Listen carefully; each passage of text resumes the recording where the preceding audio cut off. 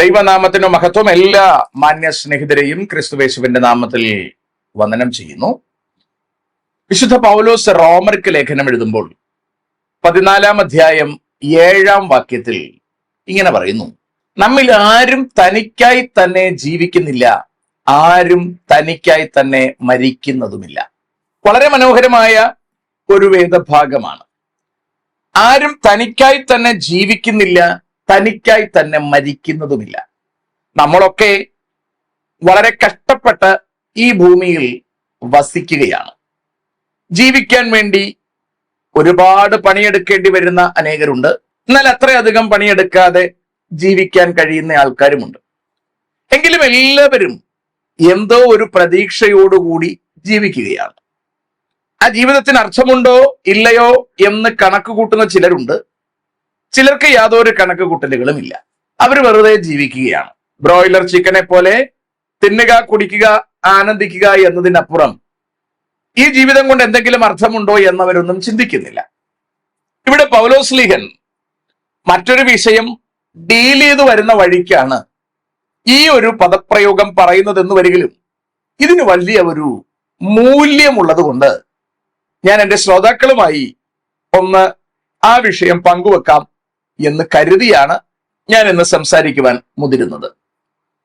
അപ്പോൾ ഇവിടെ പറയുന്നത്, നമ്മിൽ ആരും തനിക്കായി തന്നെ ജീവിക്കുന്നില്ല, തനിക്കായി തന്നെ മരിക്കുന്നതുമില്ല.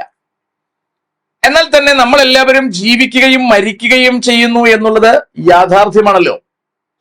ഇത് രണ്ടും ഒരു പരമയാഥാർത്ഥ്യമായിരിക്കെ, നമ്മൾ എന്നുള്ളതും ഒരു യാഥാർത്ഥ്യമായിരിക്കെ, നാം നമുക്ക് വേണ്ടി ജീവിക്കുന്നുമില്ല, മരിക്കുന്നുമില്ലെങ്കിൽ പിന്നെ നാം ആർക്കു വേണ്ടിയാണ് ജീവിക്കുന്നത്?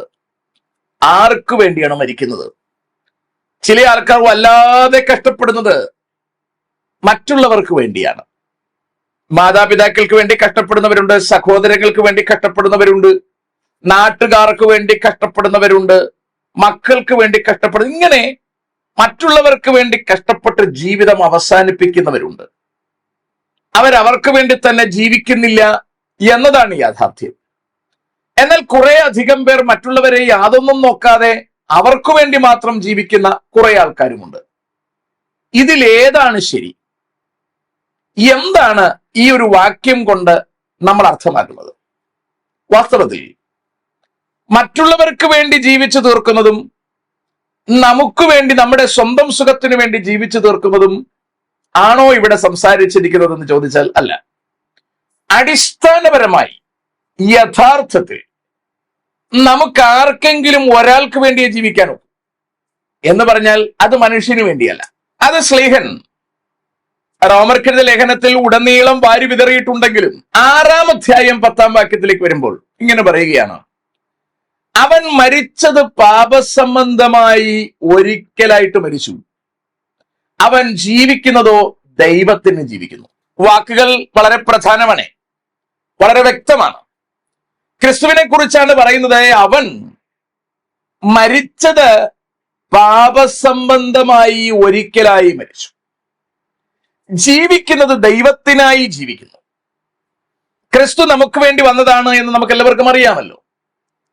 നമ്മുടെ പാപങ്ങൾ പേറിക്കൊണ്ട്, നമ്മുടെ പാപം സംബന്ധമായി ക്രിസ്തു ഒരിക്കലായി മരിച്ചു. ഇനി ജീവിക്കുന്നത് ദൈവത്തിനായി ജീവിക്കുന്നു. അപ്പോൾ ഇവിടെ പദപ്രയോഗം വളരെ വ്യക്തമാണ്. ദൈവമായിരുന്ന ക്രിസ്തു മാനവകുലത്തിന്റെ പാപങ്ങൾ ചുമക്കുക എന്ന ഉദ്ദേശത്തോടുകൂടി മനുഷ്യനായി പിറന്ന് മനുഷ്യന് വേണ്ടി അവന്റെ പാപത്തെ ചുമന്നുകൊണ്ട് അവന്റെ പാപം സംബന്ധമായി അവന് പകരക്കാരനായി ക്രിസ്തു മരിച്ചു. അവന് വേണ്ടി തന്നെ ഉയർത്തെഴുന്നേറ്റു, ദൈവത്തിനായി ജീവിക്കുന്നു. ആ വഴിയാണ് ക്രിസ്തു നമുക്ക് കാണിച്ചു തന്നിരിക്കുന്ന വഴി. എന്ന് വെച്ചാൽ നാം പാപത്തിലായിപ്പോയി, ഇനി നമ്മൾ പാപം ചുമക്കേണ്ട ആവശ്യമില്ല. ആ പാപം നമുക്ക് വേണ്ടി ചുമന്നൊഴിച്ച ക്രിസ്തുവിനെ സ്വീകരിക്കുകയാണ് നമ്മുടെ ജീവിതം കൊണ്ടുള്ള ഏകോദ്ദേശം. ഏകന്റെ ലംഘനത്താൽ എന്ന് വെച്ചാൽ ഒന്നാം ആദമിനാൽ നമ്മൾ എല്ലാവരും പാപികളായി തന്നെ ജനിച്ചിരിക്കുന്നു. അതുകൊണ്ട് നമ്മൾ ജീവിക്കുന്നത് പാപത്തിലാണ്. എന്ന് പറഞ്ഞാൽ കുറച്ചുകൂടി വിശാലപ്പെടുത്തിയാൽ നമ്മൾ ജീവിക്കുന്നത് പിശാചിനായിട്ടാണ്. നമുക്ക് അവയവങ്ങളുണ്ട്, ശരീരത്തിൽ അവയവങ്ങളുണ്ട്, നമുക്ക് മറ്റു തര സാധനങ്ങൾ, വാഹനമായിക്കോട്ടെ, വീടുകളായിക്കോട്ടെ, അത്തരത്തിൽ പ്രോപ്പർട്ടീസ്, നമുക്ക് കുറെ സാമഗ്രികളുണ്ട്. ഇവകളെല്ലാം നമ്മുടേതാണ്. അപ്പൊ ശരിക്കും ശ്രദ്ധിക്കുക, നമ്മുടെ വാഹനങ്ങൾ നമ്മൾ മറ്റുള്ളവർക്ക് ഉപയോഗിക്കാൻ കൊടുക്കാറുണ്ട്, നമ്മുടെ വസ്തുക്കൾ നമ്മൾ മറ്റുള്ളവർക്ക് ഉപയോഗിക്കാൻ കൊടുക്കാറുണ്ട്, നമ്മുടെ മറ്റു തര സാധന സാമഗ്രികൾ നമ്മൾ മറ്റുള്ളവർക്ക് ഉപയോഗിക്കാൻ കൊടുക്കാറുണ്ട്. അതുപോലെ നമ്മുടെ ശരീരത്തെ ഒന്നുകിൽ ചെകുത്താന് അല്ലെങ്കിൽ ദൈവത്തിന് കൊടുക്കാൻ കഴിയും എന്നാണ് സൂചന. ഇത് ശരീരമെന്ന് മാത്രമല്ല, നമ്മുടെ ജീവിതം എന്ന് മാത്രമല്ല, each and everything, our whole life നമുക്ക് ഒന്നുകിൽ ദൈവത്തിന് അല്ലെങ്കിൽ ചെകുത്താന് അടിയറവ് വെക്കാനാവും. അതാ ഇവിടെ പറയുന്നത്, നമ്മൾ ജീവിക്കുന്നത് നമുക്ക് വേണ്ടിയല്ല, മരിക്കുന്നതും നമുക്ക് വേണ്ടിയല്ല. ആ പദപ്രയോഗമാണ് പരമപ്രധാനം. 6:11 ഇങ്ങനെയാണ് പറയുന്നത്, അവണം നിങ്ങളും പാപസംബന്ധമായി മരിച്ചവരെന്നും, എന്ന് പറഞ്ഞാൽ യേശുക്രിസ്തു പാപസംബന്ധമായി മരിച്ചിരിക്കെ യേശുക്രിസ്തുവിനെ രക്ഷകനായി ഹൃദയം കൊണ്ട് വിശ്വസിക്കുന്നതിലൂടെ നമ്മളും പാപസംബന്ധമായി മരിക്കുന്നു. അല്ലെങ്കിൽ നമ്മൾ പാപത്തിൽ ജീവിക്കുന്നു. യേശുവിനെ രക്ഷകനായി സ്വീകരിക്കുന്നു എങ്കിൽ നമ്മൾ പാപസംബന്ധമായി മരിക്കുന്നു. അടുത്ത്, ക്രിസ്തുവേശുവിൽ ദൈവത്തിന് ജീവിക്കുന്നവരെന്നും നിങ്ങളെ തന്നെ എണ്ണുവിൻ. കണ്ടോ? അപ്പോൾ ഒന്നുകിൽ നമുക്ക് പാപസംബന്ധമായി മരിച്ചവരായി ജീവിക്കാം, അല്ലെങ്കിൽ നമുക്ക് പാപത്തിൽ ജീവിക്കാം. ഇത് വളരെ ഗൗരവമേറിയ ഒരു കാര്യമാണ്, മനസ്സിലാകുന്നു എന്ന് ഞാൻ പ്രത്യാശിക്കുകയാണ്. 12-ാം വാക്യത്തിലേക്ക് വരുമ്പോൾ, ആകയാൽ പാപം നിങ്ങളുടെ മർത്യ ശരീരത്തിൽ അതിന്റെ മോഹങ്ങളെ അനുസരിക്കുമാറ് ഇനി വാഴരുത്. കണ്ടോ? അപ്പൊ നമ്മുടെ അവയവങ്ങളിൽ പാപം വാഴുകയാണ്. എങ്ങനെ? ഏകന്റെ ലംഘനത്താൽ, ആദം എന്ന ഏകന്റെ ലംഘനത്താൽ ഓട്ടോമാറ്റിക്കായി, സ്വാഭാവികമായി ആ പാപം നമ്മളിൽ വാഴുകയാണ്. അപ്പൊ നമ്മൾ ഒന്നുകിൽ ജീവിക്കുന്നത് പാപത്തിന് വേണ്ടിയാണ്, അല്ലെങ്കിൽ ഞാൻ ആ പാപത്തിൽ ജീവിക്കുന്നു എന്ന തിരിച്ചറിവുണ്ടാവുകയും ഏകന്റെ ലംഘനമാണ് എന്നെ പാപിയാക്കിയത് എന്ന മനസ്സിലാക്കലിലേക്ക് വരികയും ആ പാപത്തിൽ നിന്ന് മോചനം വരുത്തുവാൻ സാക്ഷാൽ ദൈവം തന്നെ തന്റെ ഏകജാതനെ അയച്ചിരിക്കുന്നു എന്ന തിരിച്ചറിവിലേക്ക് വരികയും ആ യേശുക്രിസ്തുവിനെ രക്ഷകനായി ഹൃദയം കൊണ്ട് വിശ്വസിച്ച് വായ്കൊണ്ട് ഏറ്റുപറയുകയും ചെയ്യുന്ന സാഹചര്യത്തിലാണ് നമുക്ക് പാപസംബന്ധമായൊരു ഫ്രീഡം, സ്വാതന്ത്ര്യം വരികയും അതിൽ നിന്ന് നമ്മൾ പുറത്തു വരികയും നമ്മുടെ ശരീരത്തെ ക്രിസ്തുവിനായി അല്ലെങ്കിൽ ദൈവത്തിനായി സമർപ്പിക്കുകയും ചെയ്യുവാൻ കഴിയുക. അവിടെയാണ് ശ്ലേഖൻ പറയുന്നത്, നിങ്ങളുടെ ശരീരത്തെ, ആകയാൽ പാപം നിങ്ങളുടെ മർത്യ ശരീരത്തിൽ അതിന്റെ മോഹങ്ങളെ അനുസരിക്കുമാർ ഇനി ജീവിക്കരുത്, വാഴരുത്. ആ വാക്ക് വളരെ പ്രധാനമാണ്. You do not allow to rule the sin in your flesh. നമ്മുടെ ജഡത്തിൽ പാപത്തിന് വാഴാൻ അനുവദിക്കരുത്. ടു കൺട്രോൾ, ടു റൂൾ, അതിന് നമ്മൾ അനുവദിക്കരുത്. അടുത്ത് ഇങ്ങനെ പറയുന്നത്, നിങ്ങളുടെ അവയവങ്ങളെ അനീതിയുടെ ആയുധങ്ങളായി പാപത്തിന് സമർപ്പിക്കുകയും അരുത്. അപ്പൊ അത് പ്രയോഗം ശ്രദ്ധിക്കുക. ഒന്ന്, പാപം നിങ്ങളെ വാഴാൻ അനുവദിക്കരുത്. പാപം വാഴാൻ പാകത്തിന് നിങ്ങൾ നിങ്ങളുടെ ശരീരത്തെ സമർപ്പിക്കരുത്. കണ്ടോ? അപ്പൊ നമ്മൾ ആർക്ക് വേണ്ടി ജീവിക്കുന്നു? ഒന്നുകിൽ പാപം നമ്മളിൽ വാഴാൻ പാകത്തിന് നമ്മുടെ ശരീരത്തെ അനീതിക്ക് സമർപ്പിച്ചുകൊണ്ട് അവരുപയോഗിക്കാൻ കണക്കിന് ശരീരം തീരെഴുതി കൊടുത്തുകൊണ്ട് നമുക്ക് ജീവിക്കാം. അതർവൈസ് നിങ്ങളെ തന്നെ മരിച്ചിട്ട് ജീവിക്കുന്നവരായും നിങ്ങളുടെ അവയവങ്ങളെ നീതിയുടെ ആയുധങ്ങളായും ദൈവത്തിന് സമർപ്പിപ്പിൻ. അപ്പൊ നമ്മൾ മരിച്ചു. കണ്ടോ? നമ്മൾ നേരത്തെ എവിടെ ആയിരുന്നു? പാപത്തിലായിരുന്നു. അപ്പം നമ്മൾ പാപത്തിനു വേണ്ടി ജീവിച്ചു. ഇപ്പൊ നമ്മൾ അതിൽ മരിച്ചു. കേട്ടോ? അതിൽ മരിച്ചു. ഇപ്പൊ നമ്മൾ ഉയർത്തെഴുന്നേറ്റിരിക്കുന്നു. ഇനി നമ്മൾ ജീവിക്കുന്നത് ദൈവത്തിനായി ജീവിക്കുന്നു. ഈ പ്രോസസ് എല്ലാം നടക്കുന്നത് സ്നാനം എന്ന ഒരു പ്രക്രിയയിലൂടെ മാത്രമാണ്. അതൊരു സിംബോളിക് ആണെന്ന് പറഞ്ഞ് തള്ളിക്കളയാൻ കഴിയുന്ന ഒരു കേവല രൂപകാത്മക പ്രയോഗമല്ല. അതൊരു ഗൗരവമേറിയ കാര്യമാണ്. അപ്പോൾ അവിടെയാണ് നമ്മൾ ഇതിന്റെ ആഴവും പരപ്പും തിരിച്ചറിയേണ്ടത്. നിങ്ങൾ ദൈവത്തിന് സമർപ്പിക്കുവിൻ. ഈ സമർപ്പണം ഉണ്ടാകേണ്ടത് നമ്മുടെ ഹൃദയത്തിൽ നിന്നാണ്, നമ്മളിൽ നിന്നാണ്. നിങ്ങൾ ന്യായപ്രമാണത്തിനല്ല കൃപയ്ക്കത്രേ അധീനരാകയാൽ പാപം നിങ്ങളിൽ കർത്തൃത്വം നടത്തുകയില്ലല്ലോ. കണ്ടോ? അപ്പൊ ന്യായപ്രമാണ പ്രകാരം നിങ്ങൾ ജീവിച്ചിരുന്ന കാലം, ന്യായപ്രമാണം നിങ്ങൾക്ക് കൃത്യമായി അനുസരിക്കാനുള്ള ശേഷിയില്ലായകയാൽ നിങ്ങൾ പാപത്തിന് കീഴ്പ്പെട്ടിരുന്നു. പക്ഷെ കൃപ നമ്മുടെ മേൽ ചുരത്തിയതു വഴി, പകർന്നതു വഴി, പമ്പ് ചെയ്തതു വഴി കൃപയാൽ നമുക്ക് പാപത്തിൽ നിന്ന് മോചനം ലഭിച്ചിരിക്കുന്നു അത്രേ. അടുത്ത 15-ാം വാക്യം പറയുകയാണ്, ആകയാൽ ന്യായപ്രമാണത്തിനല്ല കൃപയ്ക്കത്രേ അധീനരാകയാൽ നാം പാപം ചെയ്യുകയെന്നോ ഒരു നാളും അരുത്. നിങ്ങൾ ദാസന്മാരായി അനുസരിക്കുവാൻ നിങ്ങളെ തന്നെ സമർപ്പിക്കുകയും നിങ്ങൾ അനുസരിച്ചു പോരുകയും ചെയ്യുന്നവന് ദാസന്മാരാകുന്നു എന്ന് അറിയുന്നില്ലയോ?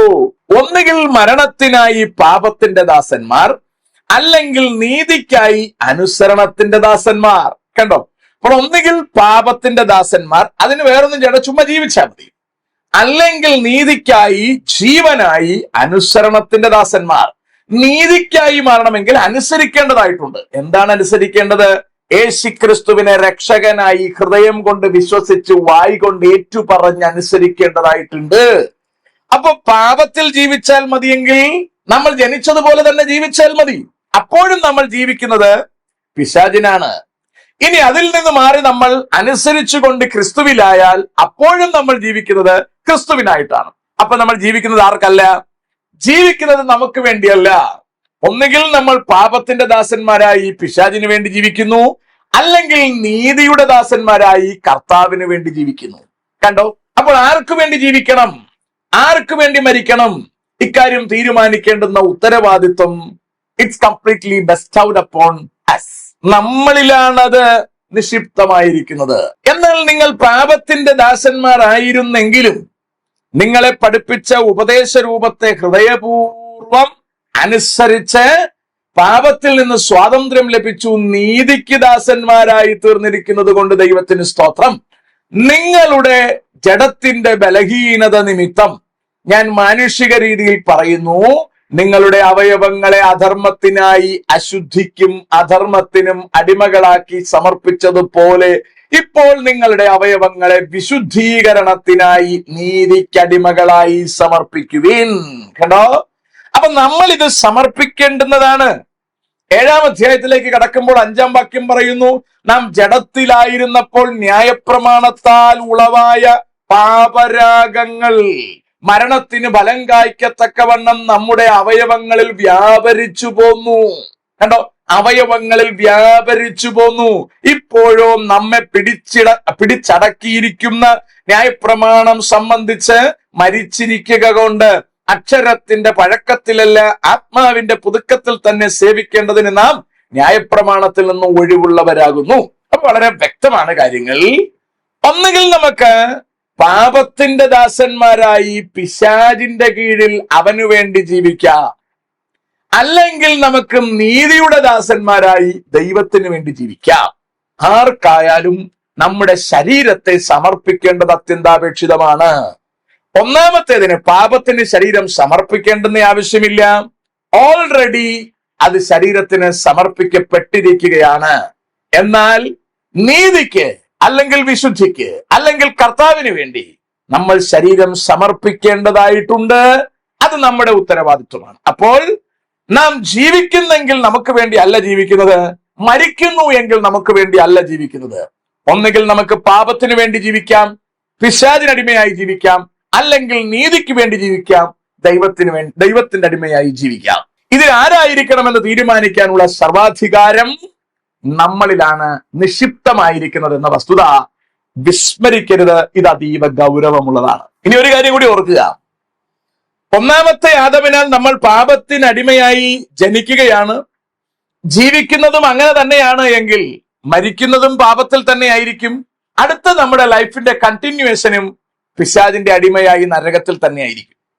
അല്ല, പാപത്തിൽ വീഴ്ത്തപ്പെട്ട് ഒന്നാമത്തെ ആദമിന്റെ ലംഘനം നമ്മളിലേക്ക് പാപം ചാർത്തപ്പെട്ട് നമ്മൾ ആ രീതിയിൽ ജനിച്ചു വരികയും ബോധമുണ്ടാകുമ്പോൾ, സുബോധമുള്ള പ്രായമെത്തുമ്പോൾ, തിരിച്ചറിവിന്റെയും വകതിരിവിന്റെയും പ്രായമെത്തുമ്പോൾ, സത്യം തിരിച്ചറിഞ്ഞ് യേശുക്രിസ്തുവിനെ രക്ഷകനായി ഹൃദയം കൊണ്ട് വിശ്വസിച്ച് വായ് കൊണ്ട് ഏറ്റുപറഞ്ഞ് ദൈവമക്കളാകുന്നതോടുകൂടി നമ്മൾ പാപസംബന്ധമായി മരിക്കുകയും നമ്മുടെ ശരീരങ്ങൾ കർത്താവിന് സമർപ്പിക്കുകയും കർത്താവിന്റെ മക്കളായി കർത്താവിനോട് ചേരുകയും ചെയ്യുന്നു. അടുത്ത് നമ്മൾ ആ പ്രോസസ്സിൽ ജീവിച്ച് ക്രിസ്തുവിൽ മരിച്ച് ക്രിസ്തുവിൽ ഉയർത്ത് പിന്നീട് ദൈവത്തോട് സ്ഥിരവാസത്തിലേക്ക് നമ്മൾ മൂവ് ചെയ്യും. അപ്പോൾ നമ്മൾ ഈ ഭൂമിയിലായിരിക്കുമ്പോൾ, ഈ ശരീരത്തിലായിരിക്കുമ്പോൾ തീരുമാനിക്കണം ആർക്കു വേണ്ടി ജീവിക്കണം, ആർക്കു വേണ്ടി മരിക്കണം. ഇതാണ് കൃത്യമായ സമയം. ഇപ്പോഴാണ് തിരഞ്ഞെടുക്കേണ്ട സമയം.